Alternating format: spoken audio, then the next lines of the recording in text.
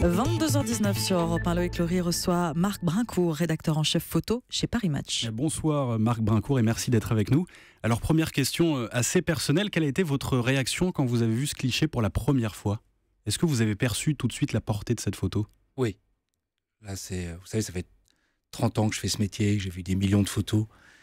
Et c'est vrai, quand cette photo apparaît, on sent tout de suite qu'il se passe quelque chose. On sait que c'est quelque chose d'à part. Pourtant, depuis des mois, on en voit des photos sur les migrants qui sont échoués sur les plages, les bateaux, tout ça. Et là, franchement, tout de suite, avec le service photo de Match, on a compris que là, il se passait quelque chose. C'est une photo qui comprend, excusez-moi de l'expression, pleine gueule. Elle dit tout, cette photo, en fait. Elle dit tout. Ça, c'est sûr qu'il n'y a pas besoin de 40 lignes de légende pour la raconter, pour l'expliquer. C'est ce petit bonhomme de 3 ans échoué comme ça sur la plage. On croit être blindé, on croit avoir tout vu. Et en tout cas, c'est une bonne chose. On n'est pas insensible. C'est quelque chose qui remue, qui vous prend aux tripes. Et c'est vrai que, j'espère en tout cas cette photo servira au moins à quelque chose. À faire bouger les choses. Mais vous le dites d'abord, c'est pas la première photo de la crise migratoire qui nous parvient.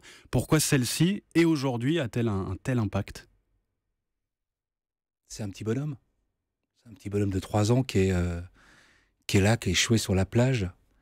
Donc évidemment, on en a vu plein des photos avec plein d'émotions. Ces gens qui arrivent sur les bateaux pneumatiques, ces gens qui sont morts, ces gens qui flottent. Mais là, il y a ce petit bonhomme comme ça.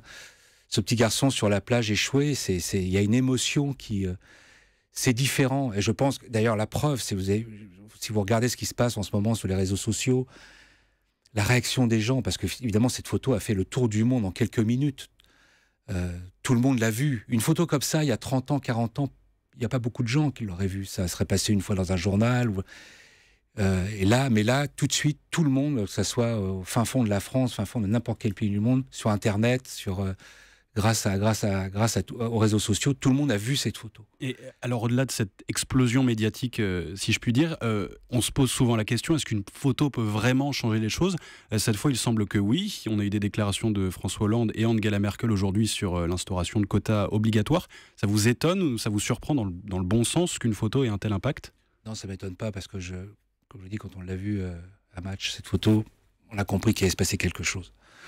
Et il faut que ça fasse bouger les choses. Cette photo va rentrer dans l'histoire de la photographie.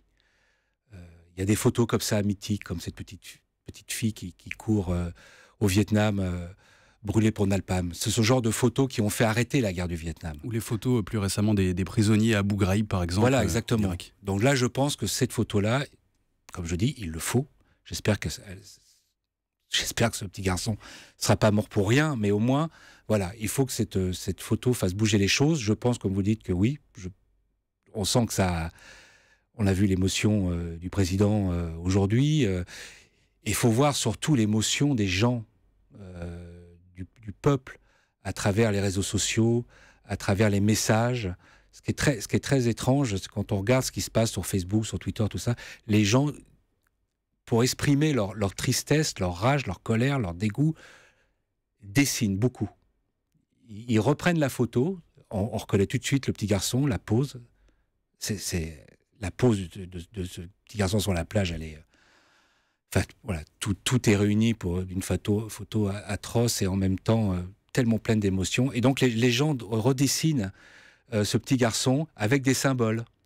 Ils rajoutent des éléments, les pays d'Europe, les drapeaux, voilà, parce que finalement... Il contribue à en faire un symbole, en quelque sorte. Et ça va devenir un symbole. Comme souvenez-vous de cette femme qui pleurait de détresse en Algérie, qu'on appelait la Madone. Voilà, cette photo-là va rentrer, et je suis sûr que de toute façon, ça ne peut pas être autrement. Ça peut faire bouger les choses. Mais à propos de cet impact dont vous parlez, c'est pas un peu terrible aussi de se rendre compte qu'on attend une photo, finalement, pour faire bouger les choses? Ça, je vous le fais pas dire, ouais, ça c'est sûr. C'est que, pour qu'on en arrive là, pour qu'on ait cette photo, pour que ce petit garçon soit sur la plage, c'est que, on a laissé faire. On a laissé faire, voilà, c'est tous ces milliers, centaines de milliers de migrants, de réfugiés, enfin, chaque pays les appelle un peu différemment. Voilà, on en est arrivé là parce que, faut dire les choses comme elles sont, on n'a pas bougé, quoi. Et voilà. Donc là, maintenant, on est au pied du mur, je crois.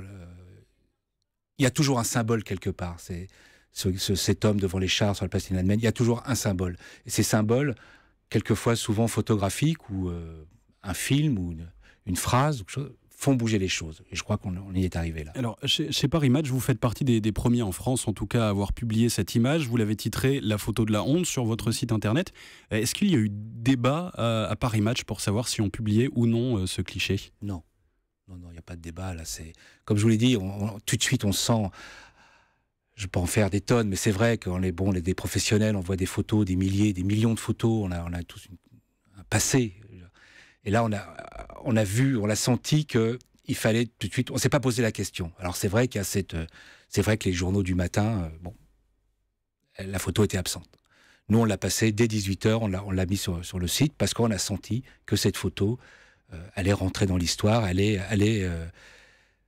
provoquer un large débat, et on ne s'est pas trompé, quoi. Et juste en 2 mots, est-ce que vous comprenez tout de même qu'un débat puisse naître au sein d'une rédaction autre que Paris Match, parce que c'est particulier, à propos de la publication d'une photo telle que celle-ci? Il y a toujours eu, il y a eu souvent des débats par rapport à ces photos, comme si on revient sur la petite fille, je sais qu'il y avait eu des débats, est-ce qu'on doit passer cette photo parce qu'elle est toute nue, elle est brûlée au napalm, mais on se posait la question, est-ce qu'on doit la passer parce qu'elle est toute nue? Évidemment qu'on doit la passer.